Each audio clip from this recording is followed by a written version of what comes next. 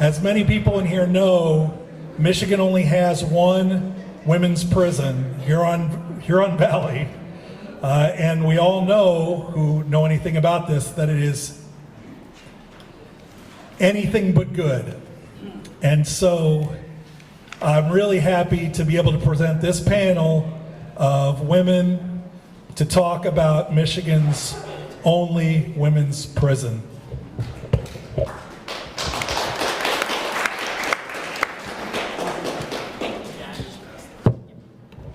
Thanks, Josh, so much, and thank you, Safe and Just Michigan, for hosting this beautiful day.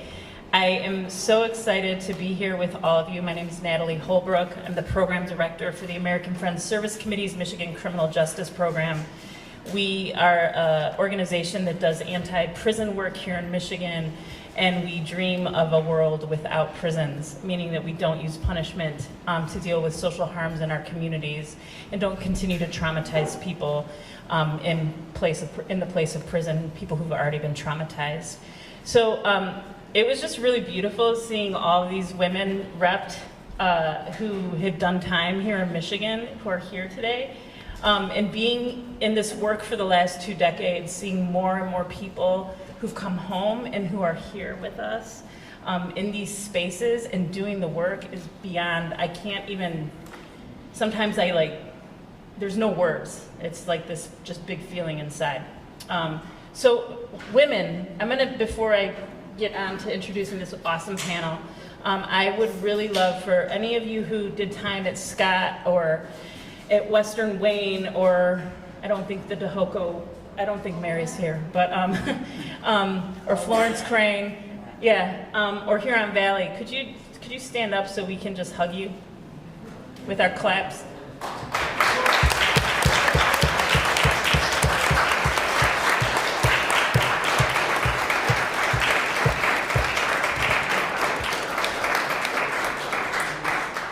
Thank you all very much.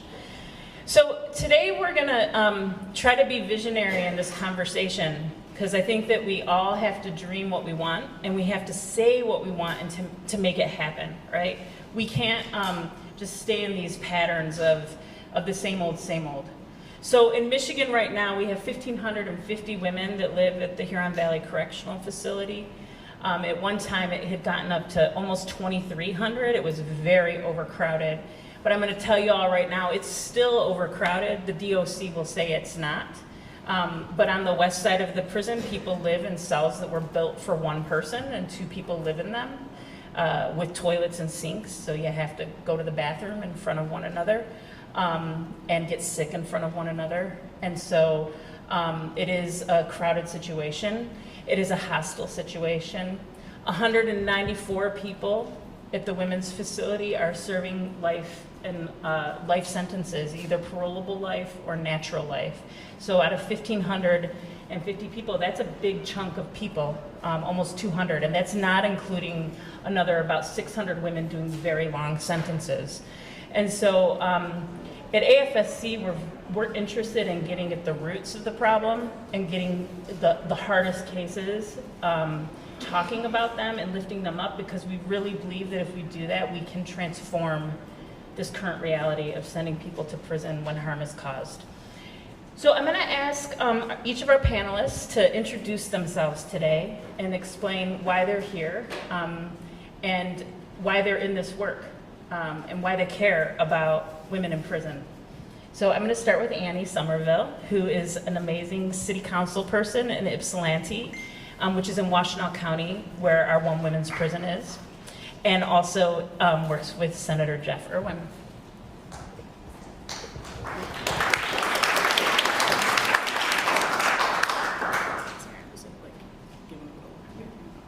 Hi everyone. As Natalie said, I work for State Senator Jeff Irwin as his Chief of Staff. I also am lucky to serve on City Council in the community that I live in, which is very close to Women's Huron Valley. I became interested in prison issues when I was a student at Eastern Michigan University. I had the privilege of participating in the Inside Out program for 2 different semesters. one for an entry-level women and gender studies class and one for an upper-level women and gender studies class. And it really shaped how I decided to spend my time when I graduated.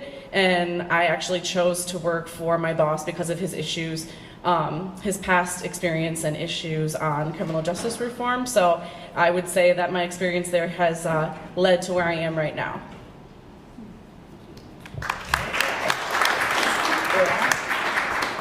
I am Lawanda Hollister, and I was incarcerated at the age of 17 for murder in the second degree, and I was sentenced to 40 to 60 years. And at that particular time, a life sentence was equal to 20.6 years. So the judge said that he was sentencing me to 2 life sentences. And I have been home now for 2 years, May 8th, after serving 34, so 2 years parole. And I never really intended to get into this work at all. I intended to come home and be free. But I got into this work, and I'm long-winded too, so take the mic, Monica, when you get back. So I got into this work because when I was released, it was hard. It was extremely hard. And I had to overcome that. I was fortunate to have met Natalie. All my family had passed away, and I paroled to Detroit. Now I'm actually from Chicago, Illinois, and all my family had passed away. I had nowhere to go. I went to a friend of a friend in Detroit, and it wasn't good. So Natalie wanted to move me to Ypsilanti. And I'm like, I'm not going to Ypsilanti. I just came from Ypsilanti. I don't even want to say the word Ypsilanti. I'm not. So I did everything I could to keep from going to Ypsilanti. I tried to move into an abandoned house, and my agent was like, that can't happen. So I came out with no identification, and I always like to tell this story. So my friends tried to take me to a strip club when I first got out. We were going for the lamb chops, but I tried to go to the strip club, and they wouldn't even let me in the strip club because I had no identification.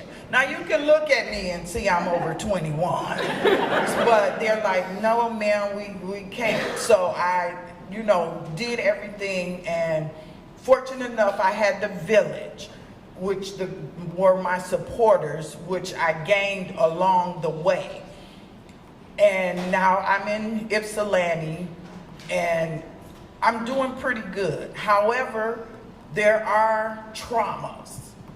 I was traumatized just yesterday because I have a new job, and they wanted me to go be fingerprinted. Y'all need to get that off of file, because I'm not going down there. They on file. They have them, trust me. They know who I am. But they're like, we need new, fresh ones. Okay. So I went in there. I didn't think it would be the way it was, but I was overcome with emotion by having that ink. That it wasn't good. So that is why I do this work. Having been in that prison for 34 years took me away from society. I committed a crime. I should be punished. I have no problem with that whatsoever. However, the things that I need to learn and the things that I went through in there need to be different for the people that are left in there so that they cannot go through that. This job is like the best thing for me. I don't want to be traumatized trying to get a job. And that is why I do this work.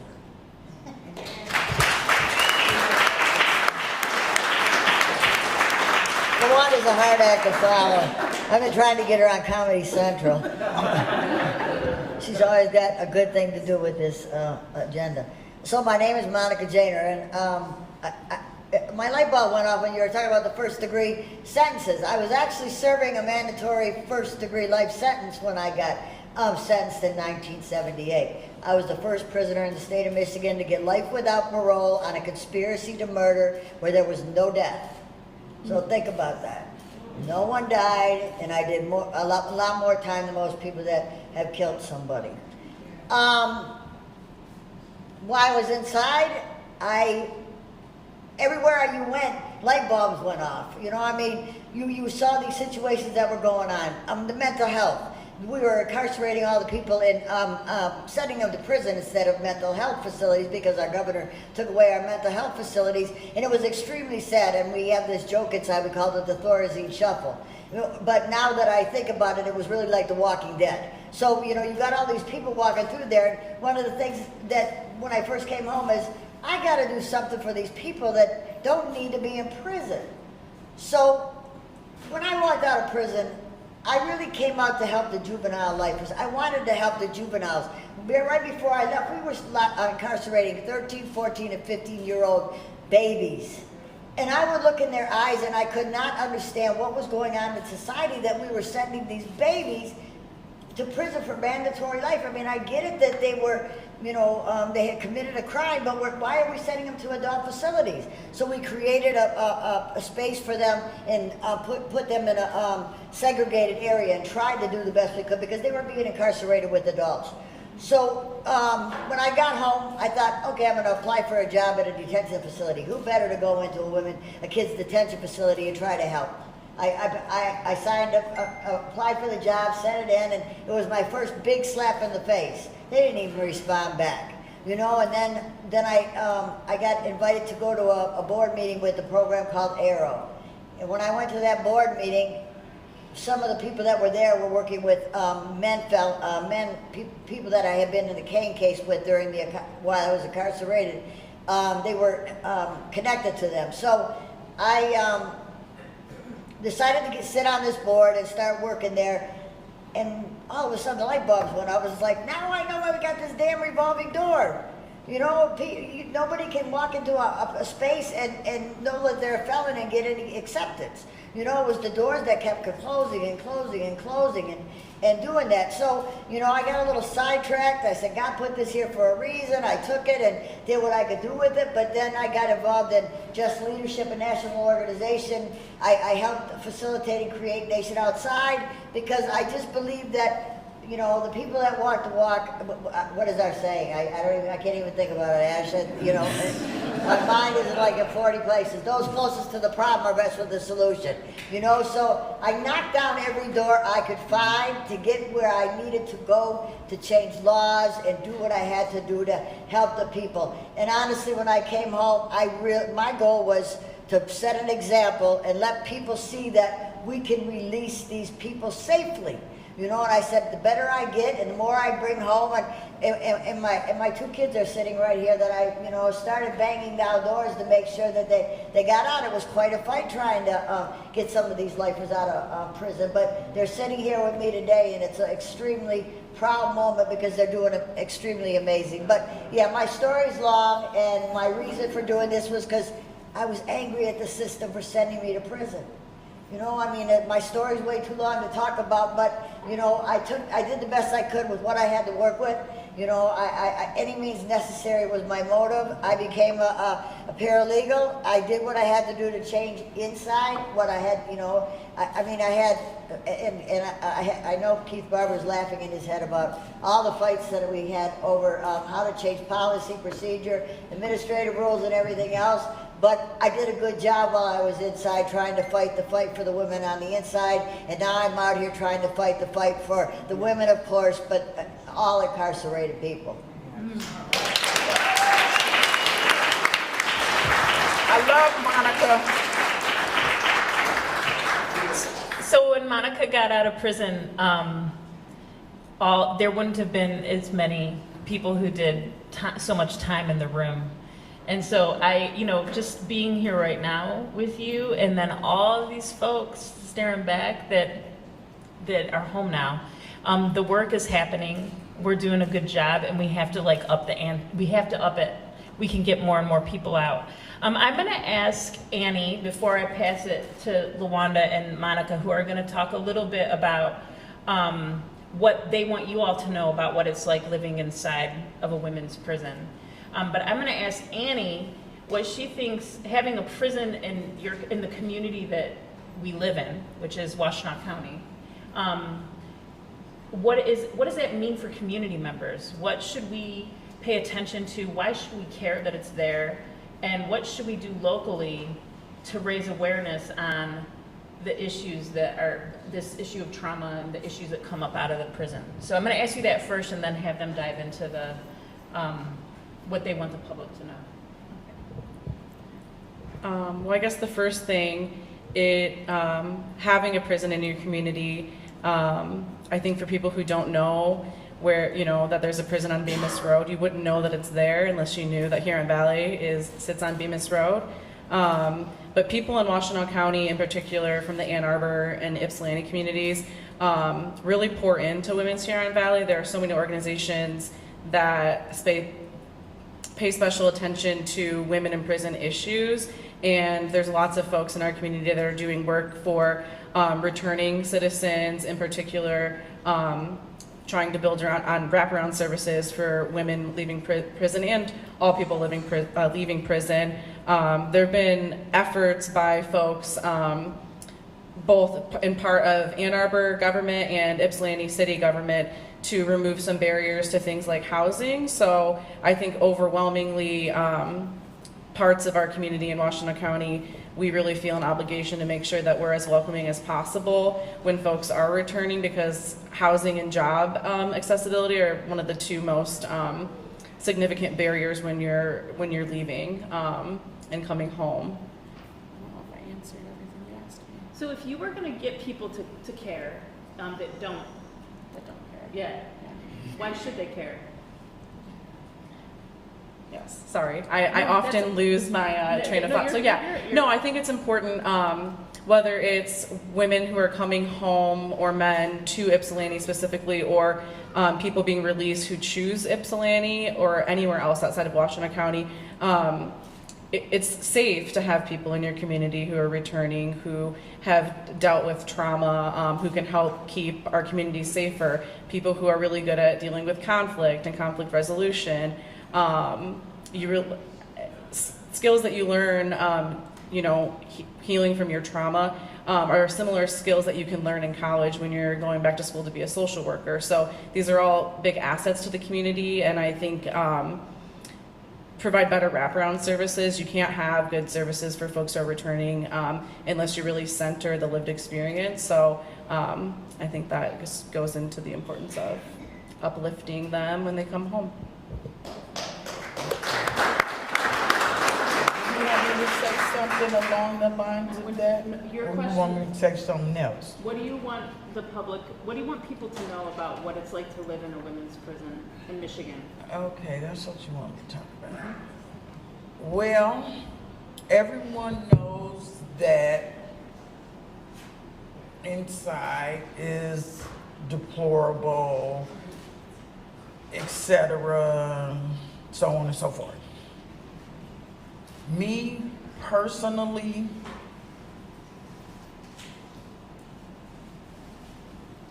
when I went to prison, Monica was there.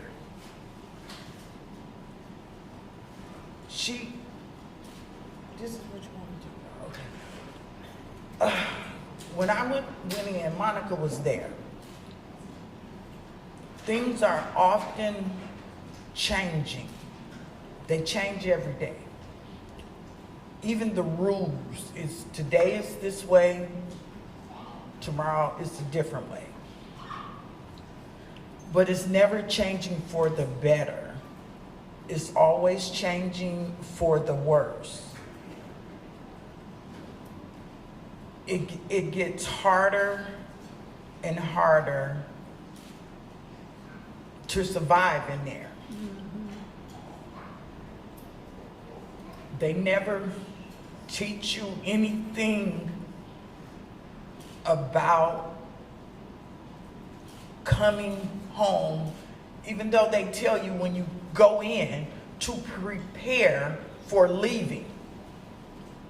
You can't prepare for leaving because you need to survive in there. I can tell you gory stories, but I'm not going to do that. I don't want to do that. There needs, in my opinion, to be some form of, I'm at a loss for words here. There needs to be some form of, help me. Rehabilitation, thank you. That is my word, okay. Some form of rehabilitation. Education. For leaving, okay, too many words now. Okay, for leaving. And I always say this, and some people think it's pretty harsh. There are only two things that can happen once you go to prison. Only two. You are either going to die there or you're going to get out.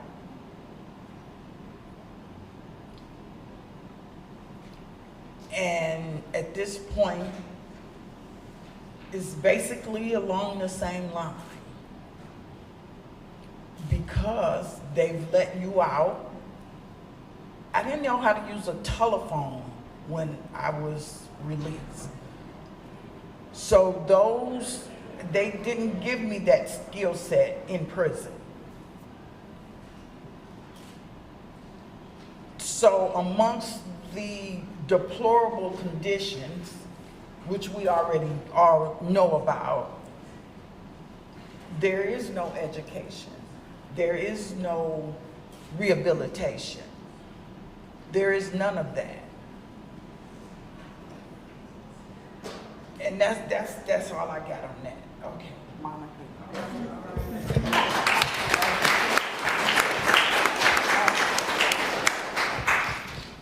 You know, I've been home 15 years, April 17th. So I opened up Huron Valley. I was one of the first populations of people in the Huron Valley when they opened up. And life at the beginning was like a college campus. So, you know, we were under the Department of, the AFSC-MCJP at the time. So we didn't have policy and procedure. We didn't have, it was all anything goes. It was really frustrating to walk into to a system that was really in transition, I should say. So they had just moved from the AFSC-MCJP, and the Detroit House of Corrections was, the officers came with them, so everything was the way that they were doing it when they left at the AFSC-MCJP.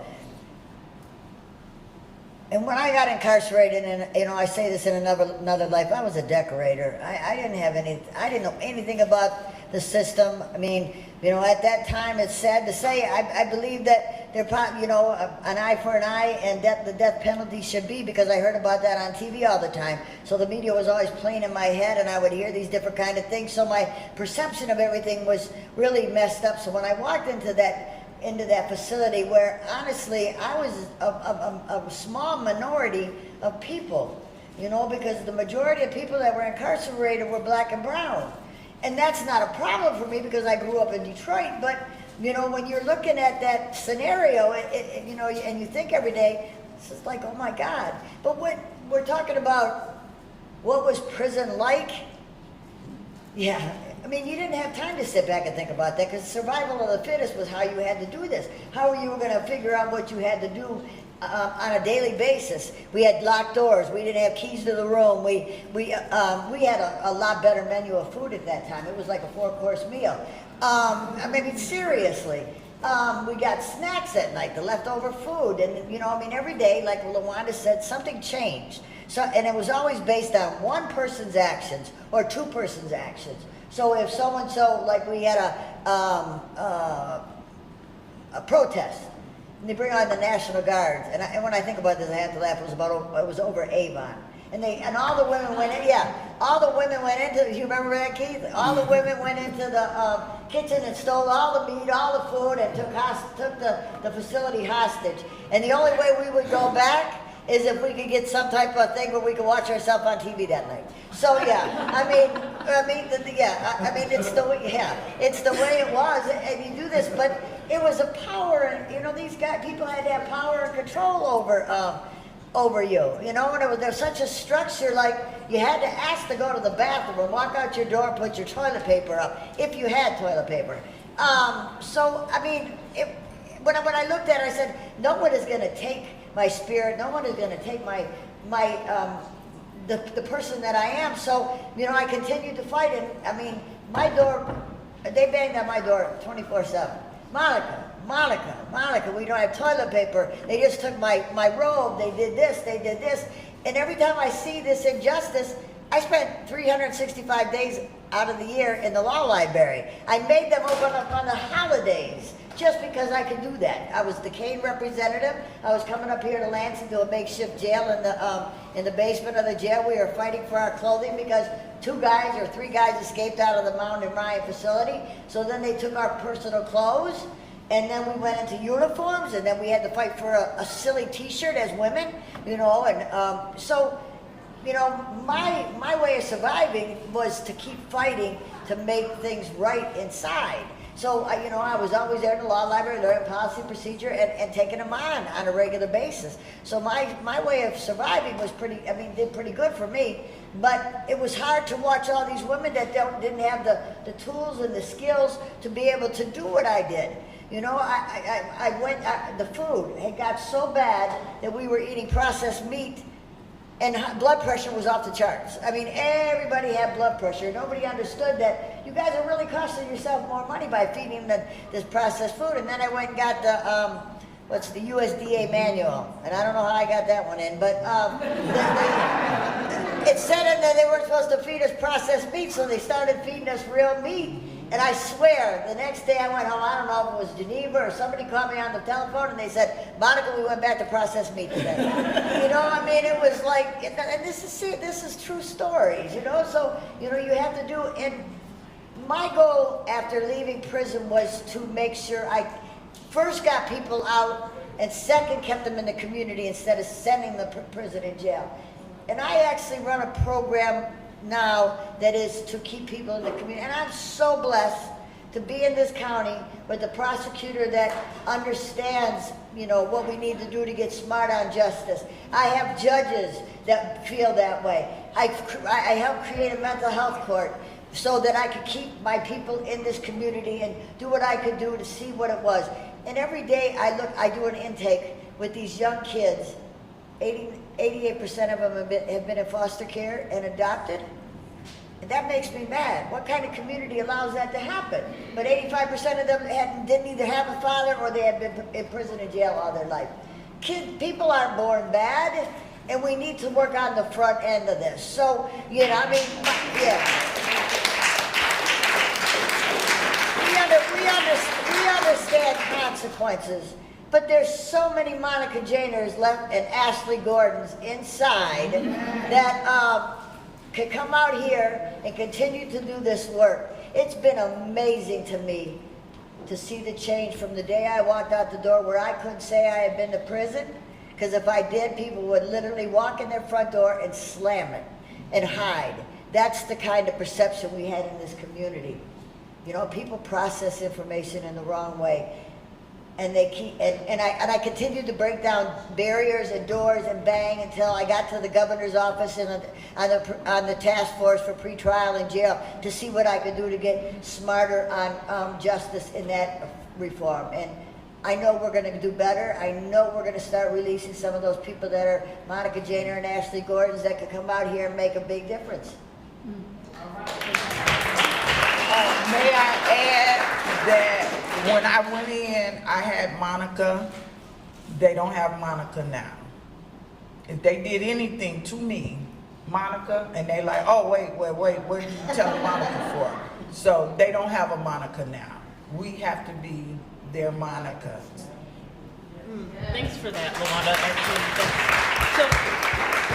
so on this note, and Lawanda and Monica are both hitting on how things were crappy and then got better. Monica fought really hard.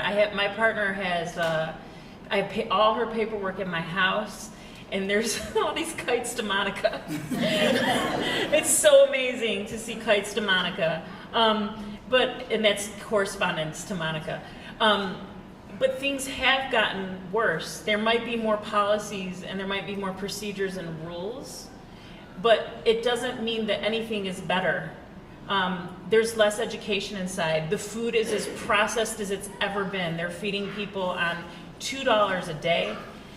Store has very limited amounts of good food that people can buy. Fresh food is not available. Even the food that gets grown on the compound at the women's facility, it's not in the chow hall. They can't eat it. They can't eat the raspberries. They can't eat the lettuce or the kale or anything. If you get a garden, you can. But the only people who can have gardens are people who are going to come home within 2 years. So because it's Vocational Village, which is the director of the Department of Corrections' big pet project, but it doesn't impact barely anybody. And so I don't want to dog on her too bad, but like that educational program is not all that. And it's actually now kept people who are serving long time out of it. They're not allowed in.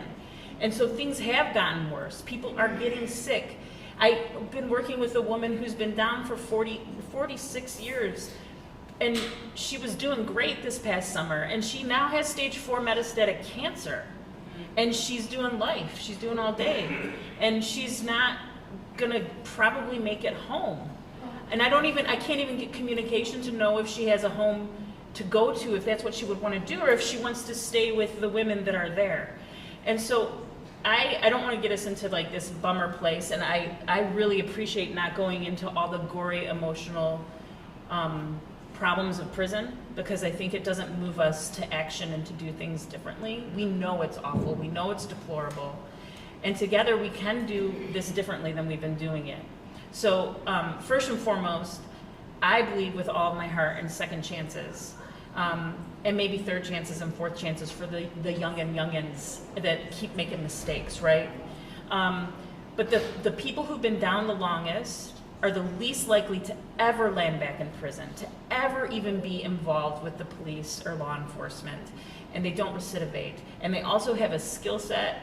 I'm telling you, I've learned so much from so many. I'm looking at eyeballs out in this audience, and I'm looking at these women right here. I've learned so much from people who've served long time. And so we have to re-envision. This is a very long spiel into a question. We have to re-envision how we actually, when somebody does something really terrible in community, when they do kill somebody, or there's a terrible assault, what can we do to interrupt cycles of harm and violence and intergenerational trauma? Because that's where all of this comes from. Almost every single murder that happens is a response to, it's a trauma trigger. It's a response to something going wrong in community. So how do we do it differently, y'all? That's my question. If you could take the women, Annie, the women you know that you worked with when you were in your class, and you could do something differently, what would it look like? How can we build a different system where people are held accountable for their actions, but where we don't punish for 40 years, or 26 years, or 34 years, or even 10 years for that matter? People age out of crime after 10 years inside. And I don't even like using words like crime. but that's reality. So what can we do differently, and how can we embrace both women and men, but in particular, because we are committed to closing down the women's Huron Valley prison in the next many years. I believe we can do it.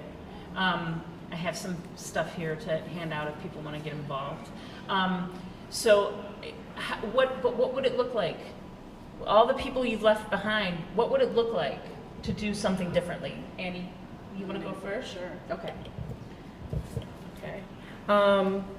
Yeah, so I'll actually talk a little bit about the last Inside Out class I participated in, spring of 2018, and we were tasked with a project to basically design a reentry project in Washtenaw County. So the group of women that I worked for, we had 4 folks from the outside, 4 folks from the inside in our group, and throughout the process, what they really described was wraparound services and supportive housing.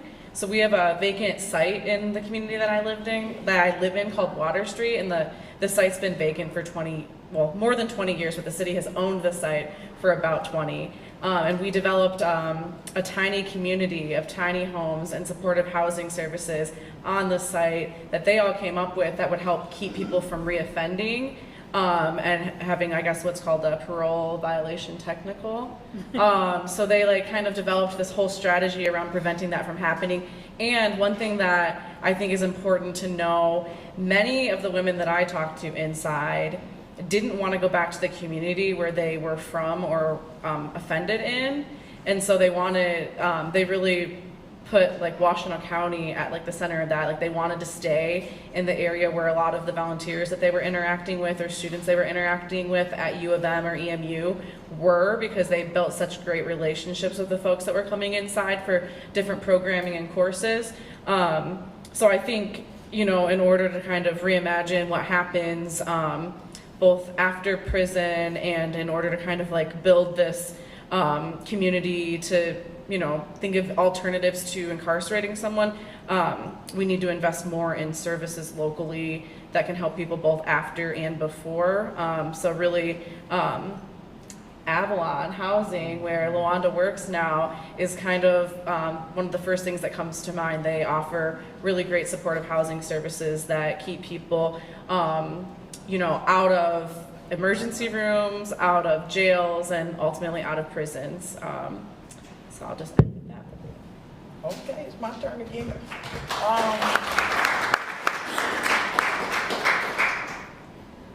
So, I am a believer in coalition, or what I know coalition to be. And I always tell Aaron Kinzel, who's not here, I call myself a coalition because I am all about people being themselves and moving forward. Natalie wants to shut the prison down. Nation Outside, the voice of formerly incarcerated. Juvenile offenders. If we all work together in order to move forward, that is the only thing that is going to get us there. She can't do it by herself. She can't do it by herself. I try to be, because I get involved in everything. I'm some everywhere all the time. And that is the only way I see we're going to go forward and produce some of these things in which we would like to see done, is that we work together. I have no problem with her pushing her issue, because her issue is not against me. I have no problem with her pushing her issue. It's not against me. In the end, it's all for me. And if we put them all together, all these issues, we can rock it.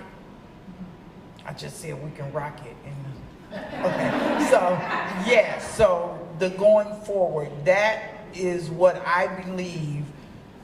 And the people, someone said this earlier, no, if it was Barack, but support from the non-felons, because us felons, we kind of band together, these my sisters and brothers, but the non-felons who are being the support, a few dollars here and there, that's not really what's needed.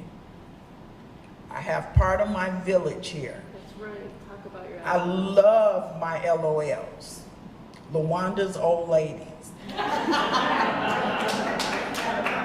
Those are my LOLs. I love them dearly. They have been my support. They helped me learn to use the telephone. They helped me find an apartment. They helped me furnish an apartment. They helped me learn how to fill out an application to get a job where I can help other people. They helped me learn to drive. I did not know how to drive.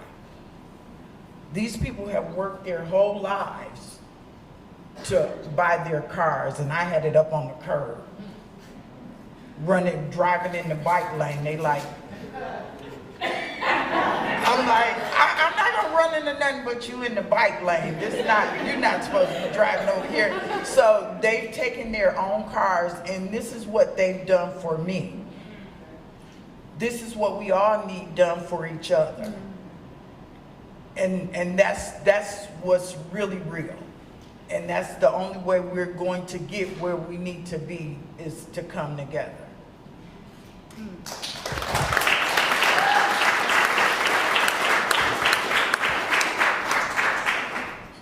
So ideally, what I really like to see is our prosecutor went over to Germany and shared this amazing tour. She took a German prison where they come and go. During the day, they go out and go get work and do what they got to do, and then at night they come home. You know, what better way to look at the dynamics of criminality by making sure they stay in the society so they don't have to learn all these things, and they can deal with people and do what they got to do. I mean, she's not the only one. I've had a lot of people say that they've been over there to see the system, and you know, that's what I would really love to see for the people that really need consequences. But honestly, my baby and my passion is keeping people in the community. Mm-hmm. I sit on the Community Corrections Advisory Board. I actually have a program through Community Corrections. They come to me 3 days a week, 3 hours a day. I tear them up, I peel them down like an onion, get to the stink, and we work our way through there. If it's cognitive behavior, if it's resources, I'm going to figure out what it is that brought them to my system in the first place. It's extremely frustrating and sad to see these 17, 18, and 19, or these young kids walk through my door and tell me their stories and realize that they never had a chance coming out the wound. They had parents that were abusing drugs. They were, you know, they didn't have resources. They didn't have the opportunity to get out of that poverty. I have to change that mindset. You know, I work really hard to do my best to figure out what it is. And like I said, with this mental health court, with the specialty court, we have had such success with these people with dual diagnoses, and most of them are substance abuse. When I went to prison, we only had crazy people and schizophrenic people. We sent the schizophrenic people to the mental, to the facilities, and we let the rest of the people do what they had to do. When I came home, it baffled me terribly. We had bipolar, manic, we had so many labels for people, and I couldn't imagine how people were getting through life with this stereotype. I know I got ADHD, but if somebody had told me when I was a kid and I had to deal with that label, it probably would have changed my entire life, because I would have felt like I was different than everybody else, and I would and try to get through that struggle. People don't understand what you do to young kids when you stereotype them. You give them an IEP. It's baffling to me how many kids in school have had an IEP, and they're not helping them really do what they have to do because they don't have the proper people in the education system to help them through these different kind of things. So there's so many layers to this situation that, I'm sorry I have to say this, I'm not a fan of the compass, but what I would really like to do is take that compass and look what it is that brought these people to the system and help them get through that dynamic and change that thinking. If we need a little incarceration, Let's send them and let them have a key to that door and go out every day and be productive citizens where we can, you know, somebody told me the other day, oh my God, I don't know where I was on Nation Outside, a phone call, and they're going to put GPSs on prisoners? But we can't GPS prisoners out here? You know, why can't we bring those GPSs and put it on those people? If you want to follow them and see what they're doing, then let's do it. Why are we wasting money with GPSs on people in prison? You know, I mean, I don't know the details, but I'm going to tell you what. You know, talk about going backwards. You know, I mean, I get that. I listened to Heidi Washington, and when she was talking about how she couldn't get any employers in the Department of Corrections, but this is not the answer. Putting a GPS on people, you know, they already got cameras on them 24/7. You know, what more can you do? But yeah, come on, let's take those GPSs and let these people that have done a long time, been good. We get a psychological evaluation. We get them see where they're at, you know, mentally, physically, and all those different kind of things, and see what we can do to help them transition back into a community that would definitely embrace them and help them transition.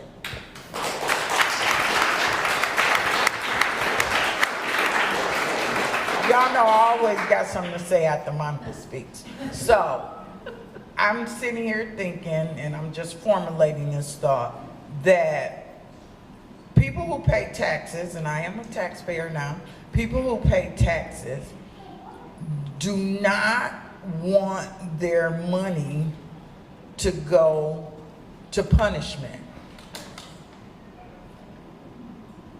They want their money to go to rehabilitation. And if you told those people that their money was actually going to punishment, they wouldn't want to send their money there because they want the people to be rehabilitated. But that's not where the money is going. It's going to punishment. And I just want y'all to know that. Thank you, Lawanda. You're welcome. Yes, for sure. No, absolutely. I just wanted to add something I was thinking about after I went earlier. I just want to mention Lawanda participated in an internship program with We the People Opportunity Farm. I got asked to be on their board, and the sole mission is to end cycles of incarceration. The person who founded the farm was previously incarcerated in an MDOC facility, and Lawanda actually successfully completed that program last year. And that also helped her with driving and getting a car and keeping her job. It came to me and I was like, this is important because those organizations exist throughout Washtenaw County, but she's an example of a success story from We the People Opportunity Farm. Yes, the coalition. Yes. Yeah. So that's, thank you all for this. And I think that we're hitting on what we have to hit on, which is community and relationships. That's what matters for changing the way that we do the way we do punishment right now, right? If we can grow relationships with people who are currently inside, and I know that Jennifer put together this, that's a bunch of women over there. Their names and numbers are on that list. And I think the people who are getting out within the year are also listed over there. But you can always write to somebody inside and be connected. I'm sure many of you already are doing that who are here, but if you're not, AFSC has the Good Neighbor Project, which connects people in who are serving long and life sentences in co-mentorship relationships with people out here in the community. And then there's all sorts of opportunities to get involved in being connected to women who are imprisoned in Michigan. Another way to get involved right now is we have a Senate Bill 487, which is in Judiciary and Public Safety in the Senate right now, which is Senator Victory's the chair of that committee, and it would create an oversight committee for the women's prison so that there is a group of, I think it's 13 people, including Keith Barber from the Ombudsman's office, who would be able to go inside and hear from the women about what it's like to live there, what it's like to have your toilet back up once a week or twice a week in your cell, and what it's like to eat crappy food, and what it's like to have your doctor's appointments never even scheduled, let alone canceled. All those sorts of terrible, deplorable things that prison is like, and so that there would be an outside body that could look at it and report to the legislature and keep us abreast as the public. So this is the thing. I really believe we have to flip the prison inside out. We need to know what those conditions are. We just don't need to do it always in public forums, but we can do it through one-on-one relationships. You'll get to know what prison is like more if you are connected to people who live there. And you will be like, this is completely messed up. And we should not ever send anybody, let alone a 14-year-old or 15-year-old or a 21-year-old to prison for long periods of time, or at all. And then, so flipping it inside out, doing everything we can to accompany people serving long time to freedom. So that's standing with them as they prepare commutations, getting on board with Second Look, which is a campaign that is launched here in Michigan to get people reviewed by their sentencing judge at 10 or 15 years, depending on their sentence. That's another way to get involved. And then we, are going to push for major changes, that we need to get rid of life without parole completely in this state. So there's ways to get involved in this work, and as you go talk to, if you're talking to legislators, please push for Senate Bill 487 and plant seeds around ending life and long sentences, and for them to really look at how money is being spent in the system. Because $10 million for GPS bracelets is really gross, and it is to track people. It is not for anybody's benefit, and so, and that's happening. And Monica, you saying that, every woman I've spoken to was like, hey, you want to put a bracelet on me? I will walk to my house where I grew up. I will walk home, and you can surveil me from there. So I want to open this up for I know we are wrapping up. That's why I'm like trying to give you things to do. I have some handouts here of how to get more involved, and please take them. And then also questions from the audience. Do we have a couple minutes, Josh, for questions? Yeah, Geneva, here.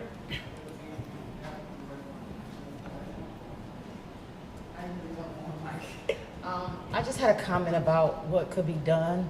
I understand and I respect that a charge is a charge and a crime is a crime, but most of the time, every charge and every crime is done on a wide range, on a broad basis.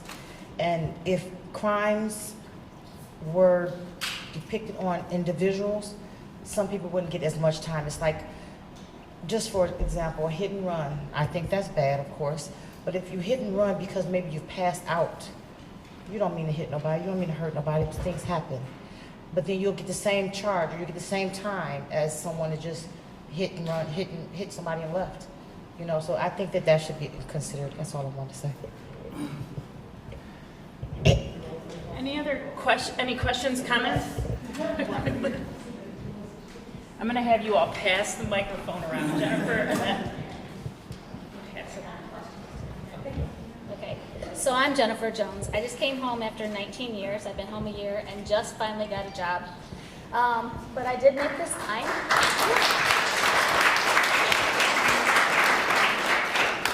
It's because of advocacy, and Linda Sturmer helped me get into advocacy. I've worked with 3 different organizations in the past year to get my computer skills up, because when my parents picked me up from prison, I was supposed to stay home and be quarantined for the first 2 weeks. So I didn't pick out my phone. My parents picked it out. I didn't know how to turn it on, do anything. They gave me a laptop, and then they left to go back to Georgia and left me in a house with a laptop. I sat there and cried for days because I didn't even know how to open it. I can't write to anybody inside yet, but I've made a list. I've been doing research. I'm stuck at home. I've been on basically house arrest because I'm on a GPS tether. I just got a new parole agent, so I'm not confined to my home every day, all day anymore. So I've had a lot of time to kill this year. I made this list. I've color-coded it because I just have nothing else better to do. But I put the people who are brand new to prison, who are doing time in level 4, looking at 30 years, reach out to those people. Because it was because of the people who'd already been down 20, 30 years that helped me to learn how to do my time for that time period. And there's people who are coming home. There are so many people in yellow. Those people are all coming home this year, and they're gonna need help. The stuff that Felicia talked about, a mentor. And the people in red are the people who are past their out date. I know that I have personally not been able to do the work myself, but had other people reach out and advocate, and been able to bring home 10 people this year by working on one person at a time So if you see somebody who's got a red highlight, please get to know them. Find out why they're past their out date. Is it just because of programming, because of COVID? Because I came home during COVID, and I know that I was able to help get people home. And if you guys reach out and just do one person at a time on that list.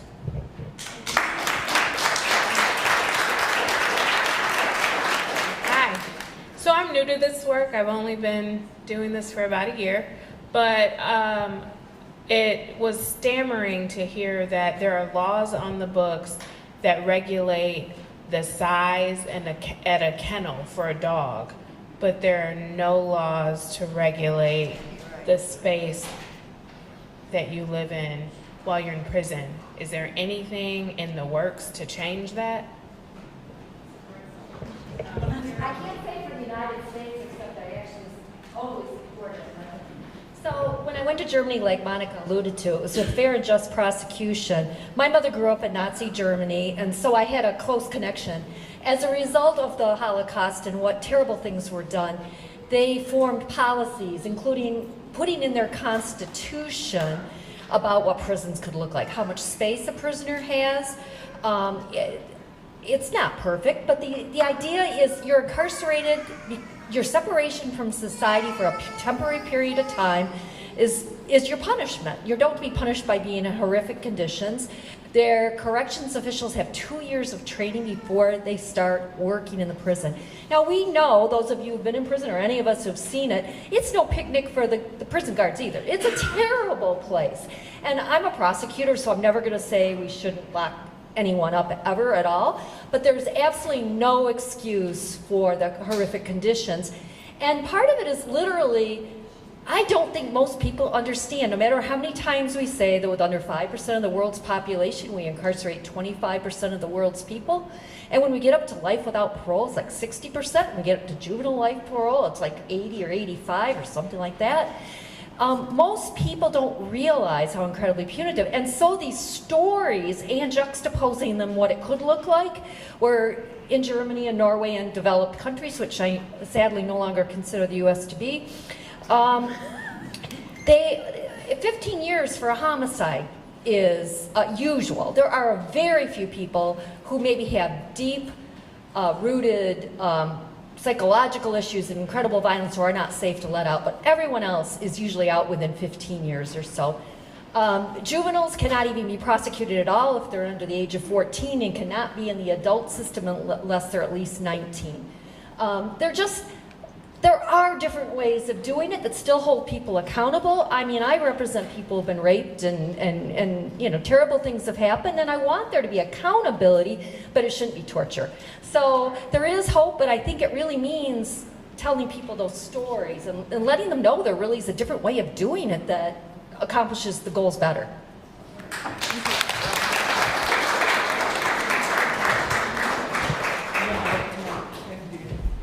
Okay, I don't know, so I might need some help with this, but in different states, there have been, can you guys put a name to it, where instead of calling the police, on the homeless people or the mentally ill, they call the unarmed. There's a team that comes out so that all these people won't be put into the system. And I just left Chicago last week or week before last, and there was a homeless guy outside of a hotel, and he was out begging for money. And I just knew they were gonna call the police on him, and they didn't. And they called these people. And I was very, very happy about that. And so those types of things are an alternative to incarceration. And that may be on a smaller level, but we have to start somewhere. Where does this go? Not in Yolanda, come on. Yeah. Hi, my name is Linda Sturmer. A few of you remember me from last session. I won't go into all that. But Mr. Barber, I met you while I was in prison, and I appreciate all the hard work you do. We're talking about oversight, and I feel it's incredibly important to have oversight, but I feel that it's incredibly important to have I'm at a loss for a word now. Well, when people come into the prison to inspect it, they're given a guided and... Oh, you want unannounced? I want unannounced, and I want there to be open access to these people that come in and visit, because I lived in a housing unit that in the wintertime, if I set this bottle of water on my desk at night, I could wake up to ice. Not water, but ice. I could document the temperatures with the officers of below 30-degree temperatures in that cell, and I could complain then to my A.R.R.O, to my unit manager. Then I could take that complaint all the way up to Mr. Barber's office. And you know what I would get? Denied for an extra blanket. But eventually, the year that I moved out of Women's Huron Valley and came out here, they had the polar vortex. And there were so many women that were complaining about the lack of heat in Gladwin B in particular. And they gave contracts to women to live in those coldest cells in exchange for not saying anything about the temperature so that they could live close to their in-prison loved one. Don't say anything, you can live here and you can be close to your best friend, but we're not giving you any heat or a blanket extra. We had rust underneath our door, 2 inches. We could see the whole outside. Bugs could come in, but we would put a mop head there. We had mold on our ceiling in our shower, so thick it looked like black shag carpeting. And when you turn on that hot water and the condensation just drips down on you through that mold, you develop a rash. So these kind of conditions, people need to be able to go in and inspect without the guided gravy tour, or without people knowing that you're there so they can hurry up, run out, grab some bleach from Walmart, come back and threaten all of us women in our cells and say, if you don't get out there and scrub those walls right now before these people get over here, and don't walk out of your cell and don't say anything to these people when they come in. Because the unit smells and looks so fresh and clean, smells of bleach. But we just got done scraping mold with our bare hands and no masks. So we need oversight, but we need honest oversight.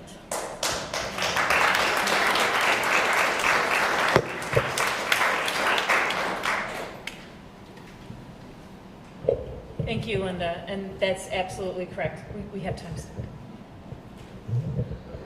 I was going to sit here quietly, but listening to this panel, and first, Safe and Just for bringing women issues to the forefront. Because again, we hear about the men coming out of prisons, which I am down for, and their issues, but in order for me to be empathetic and to understand, I had to learn about women issues. And so having a panel that educates us about women. I am a survivor, and I stand strong with abolishing jail WAP. Part of my healing has been to advocate for better prisons, for better rehabilitation. And as you guys were saying, as a survivor whose son was murdered, I said, I do not want my taxpayers' money going to for rehabilitation. I was a social worker. I was a probation officer. I was working in the system. So I know, and then 10 years later, I had to become, I tell people, certified in becoming a survivor. But the women issues, even simple things as if you're 15 and you get out at 35, 40, your childbearing years are over. Even just simple things as hygiene for women. We don't even think about that as a woman, about just, getting, and I'm gonna be explicit, getting 1 pad a month. These were issues that I learned, and so I became to advocate. So continue to educate us, because without a connection, people like me who worked in the system, who was part of the system, we just become like everybody else. And one thing I tell people that I prayed for as a probation officer, social worker, do not let me forget why I'm here. I don't want to become one of them, because you think about prison guards and people who came and was compassionate, and then 10 or 5 years later, you're like, who's this person? And so one of my things is for us to keep telling stories, to keep educating us, because we are ignorant out here not knowing what goes on behind the walls. And people talk about public safety. I tell people, what about when you incarcerate someone? What about the guards, the nurses, everyone behind the wall? Are they supposed to be safe too? So why wouldn't we want to rehabilitate people? So Safe and Just for bringing the women to this panel, for bringing us all together. And as a survivor, I said, again, I need one more person, one more survivor who will stand with me to abolish jail WAP, to make prisons places of rehabilitation and healing. I need one more survivor to say, to be brave enough, because we cannot heal. I tell people we're even doing time as a survivor if we have anger and bitterness. So I need one more survivor, one more, to stand with me for this fight, to say no more, no more. We don't want our taxpayers' money going towards incarceration and the punishment system. So just one more. So if you guys got one more survivor who's brave enough to say no more, no more. And I don't want a judge or a prosecutor to no longer tell my story and sit and say, oh, we're doing this for victims. We're doing this for survivors. No, you're not. Because when the prosecutor office, they are for we the people. And as a survivor, yes, I'm glad you're doing your job, but listen to our stories. We don't want incarceration. I don't want somebody, and when somebody's doing time, I tell people that person is guilt. They're feeling guilty. And so we both, and a lot of times if a person committed harm, they can't even contact the survivor. And it's like, and a lot of times when they do, that survivor hears that story and say, I felt guilty, I felt so bad. But they want to divide and keep us apart. And I'm glad I woke up. And it was the ICAN members that let me in their circle as a survivor. And let me sit in their circle and hear their stories. And it made me think, growing up in South Central, when we're told, don't associate with incarcerated people. And I was loved by them. And they listened to my pain, and I listened to their stories. So I tell people, without connection, we have nothing. And they want to keep us divided. They want to keep the survivors and those who've been incarcerated out of this room. But again, if you can get a hold to a survivor to hear your story, I guarantee you they will change just like I did. So I will do anything. My ICAN brothers and sisters, I mean, like I said, they changed my heart. So thank you.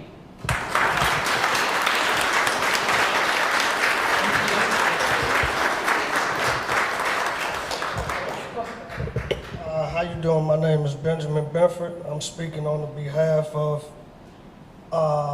alternative programs that Monica and NWI and A.R.R.O provided.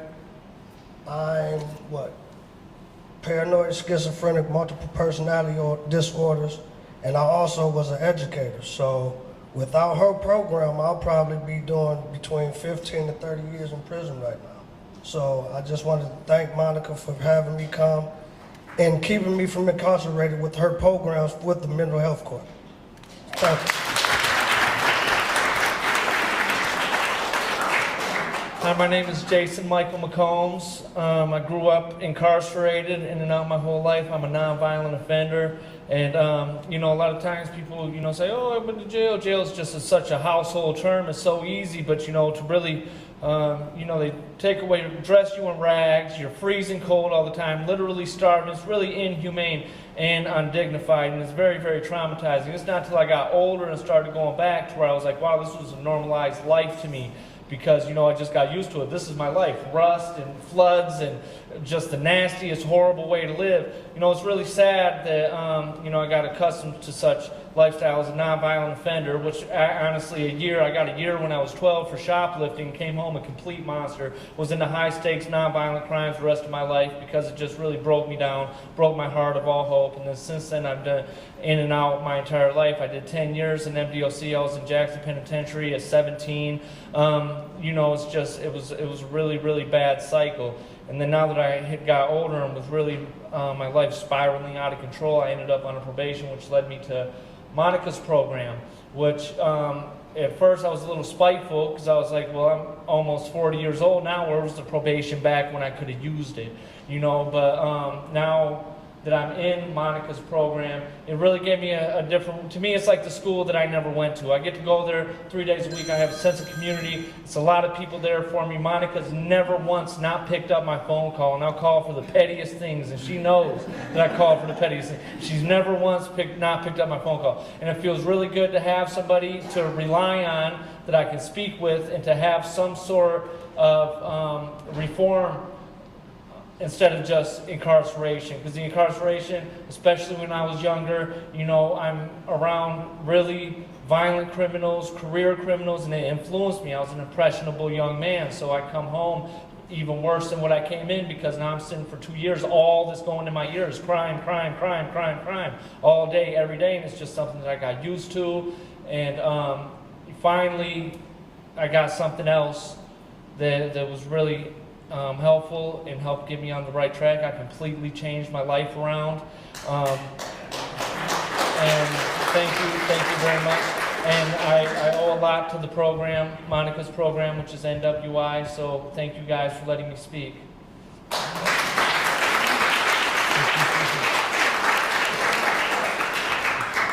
Thank you for giving props to Monica. It's beautiful. This is what this can all be about. So I just want to thank everybody so much for being here today and listening to us. Thank you all. I love you all. I'm so glad to be in community with